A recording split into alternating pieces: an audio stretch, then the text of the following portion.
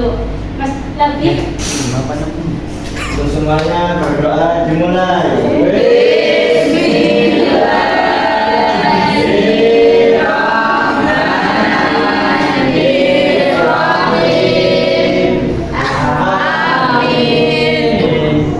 Sebelum kita lanjut ke materi, kita explain terlebih dahulu ya. Buka mulut tertawa 3 kali. Buka mulut tertawa 2 kali. Buka mulut tertawa 1 kali. Buka mulut tertawa diam. Yuk bareng-bareng. Buka mulut tertawa 3 kali. Mulut tertawa 2 kali. Mulut tertawa 1 kali. Mulut tertawa tanpa suara. Sebelum kita lanjut ke materi, ibu mau tanya. Di sini ada yang pernah membantu orang tuanya? Saya Coba sebutkan apa? Nyapu. Bersih piring.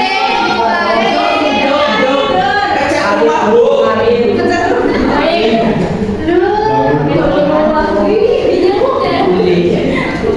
Apa yang tadi anak-anak sebutkan itu bagian dari gotong royong. Nah, apa ada yang tahu apa itu gotong royong? Nah, gotong royong itu membantu.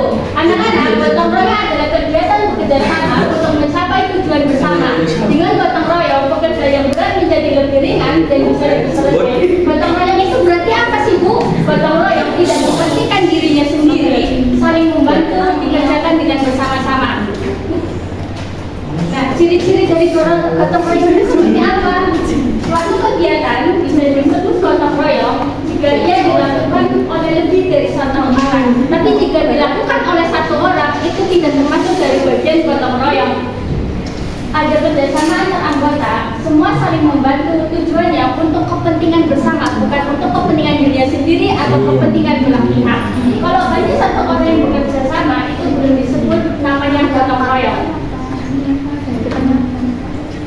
Nah, gotong royong itu dibagi menjadi 3 bagian. Yang pertama, gotong royong di lingkungan sekolah. Gotong royong di lingkungan sekolah adalah kegiatan bekerja sama antar siswa, guru, warga sekolah untuk menjaga kebersihan, ketertiban, dan kenyamanan sekolah. Seperti kita lihat gambar, ada seorang siswa yang sedang bekerja sama, yaitu membersihkan ruangan kelas.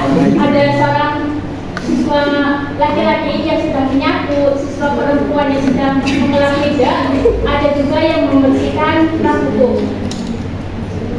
Apakah gotong royong itu hanya sekedar bersih-bersih kelas? Tidak.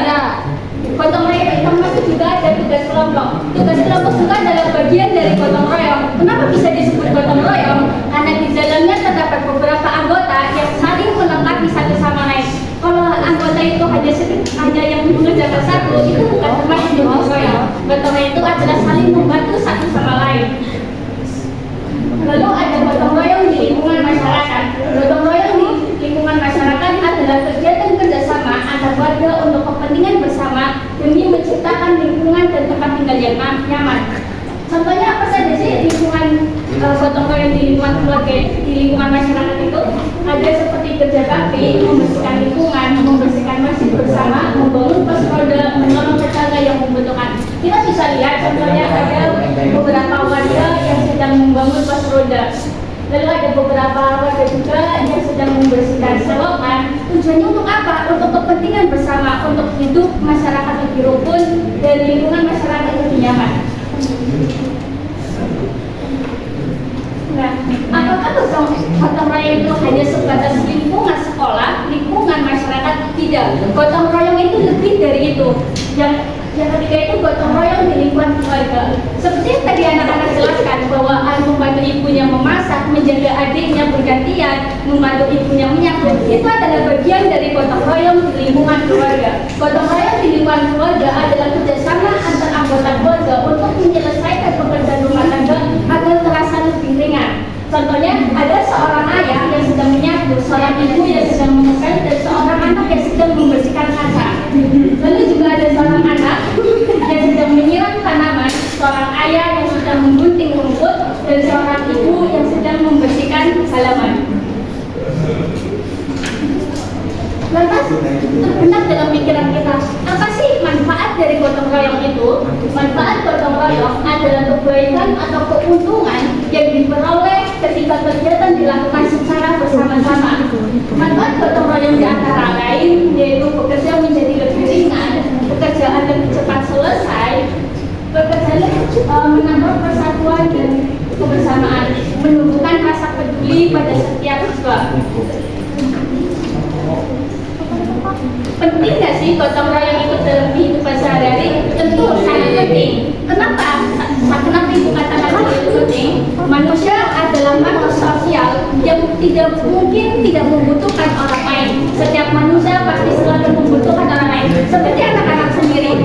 Ketika anak-anak membersihkan kelas sendirian dengan anak-anak yang membersihkan kelas dengan rame-rame akan lebih cepat dengan yang rame-rame. Karena apa? Gotong royong itu meringankan beban yang berat, mempercepat pekerjaan yang sangat berat.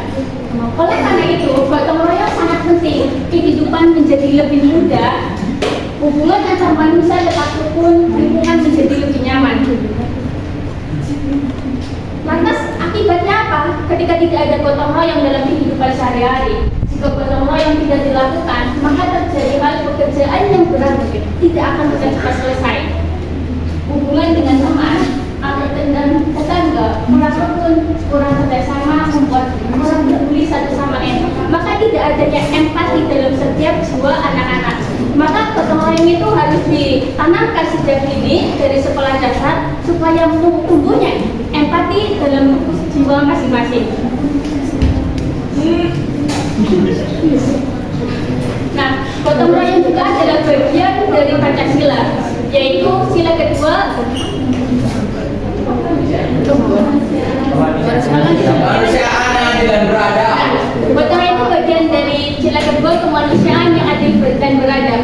Kenapa hal itu masuk dalam Pancasila kedua? Karena rasa kemanusiaan itu harus hadir di setiap anak. Kenapa Pak pendidikan Pancasila, terutama gotong royong itu sangat penting? Karena ketika tidak adanya gotong royong dalam kehidupan sehari-hari, maka tidak muncullah empati sosial dalam jiwa anak-anak. Lalu terkait dengan Pancasila yang ketiga, Mbak Jen tolong sebutkan sila ketiga. Bunyinya seperti apa? Kemanusiaan yang adil dan beradab. Yang ketiga.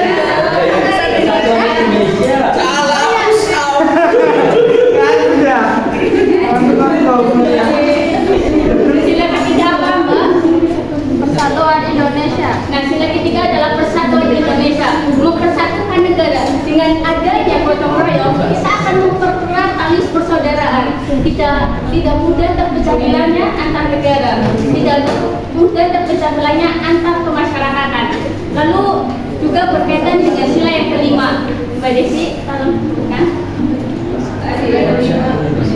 Keadilan sosial bagi seluruh rakyat Indonesia. Keadilan sosial bagi seluruh rakyat Indonesia. Dengan adanya sosial yang saling tolong menolong, gotong royong itu kan bertemu dengan orang langsung. Tidak hanya membersihkan sendiri, tetapi ketika ia terjun dalam masyarakat, ketika ia membersihkan dalam satu ruangan bersama-sama, ia akan bergerombol dengan manusia-manusia lain. Akhirnya apa? Terjadinya rukun, saling bersosialisasi.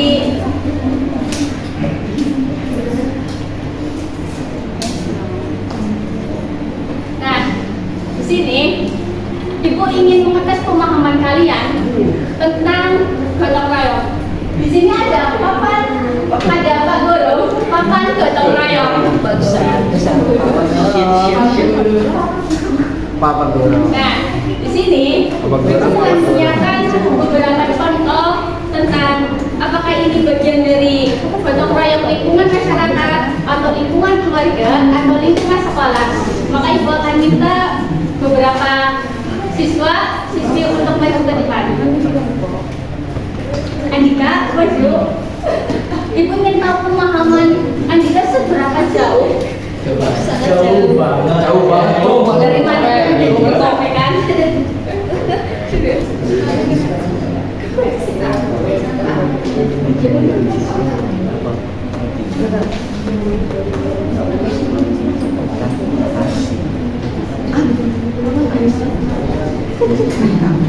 Kini saya mendapatkan masyarakat sedang bergotong royong. Jadi saya tempatkan di lingkungan masyarakat. Tuh, kasih.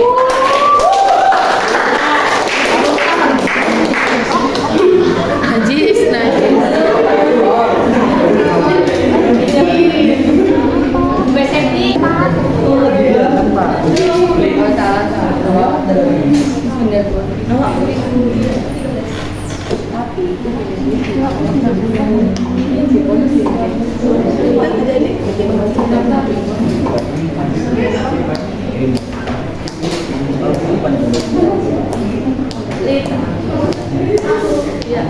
Rita ya, Bu? Rita. Oh ya. Terima kasih.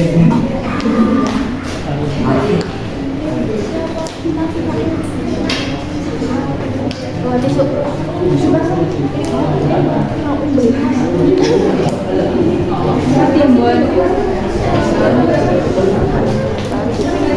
Siapa lagi yang mau maju? Tami katanya mau maju. Aja, Tami.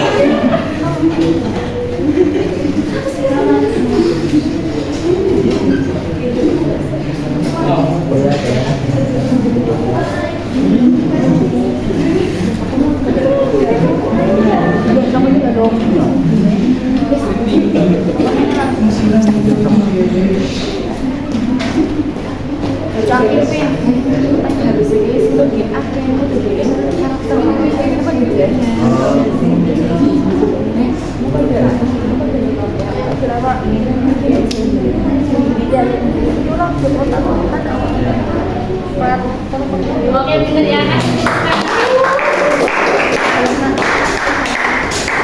Tapi tadi beberapa siswa-siswi telah menambahkan dan ibu rasa kalian dalam segi pemahaman sudah semakin matang. Di sini ada lingkungan masyarakat, beberapa warga sedang memperbaiki jalan, ada lingkungan sekolah, beberapa anak yang sedang pikir bersama, dan lingkungan keluarga, ada beberapa keluarga yang sedang membersihkan rumah.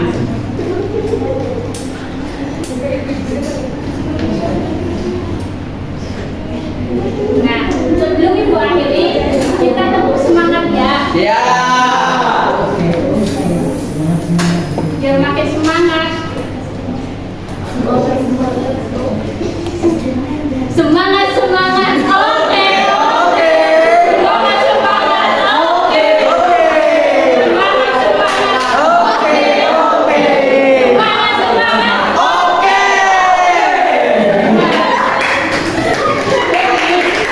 Jadi kesimpulan dari gotong royong bahwa gotong royong adalah kelompok yang sangat penting dalam kehidupan masyarakat. Dengan gotong royong timbullah empati dalam diri manusia, timbullah empati pada diri siswa. Bahwa gotong royong itu harus ditanamkan dari sejak dini. Kenapa harus ditanamkan sejak dini? Supaya empati itu tidak hanya muncul saat dia dewasa, tapi ketika dia sudah paham tentang gotong royong dari sekarang, maka wajib bagi diri kita juga seorang guru harus mengajarkan tentang gotong royong kepada siswa didiknya.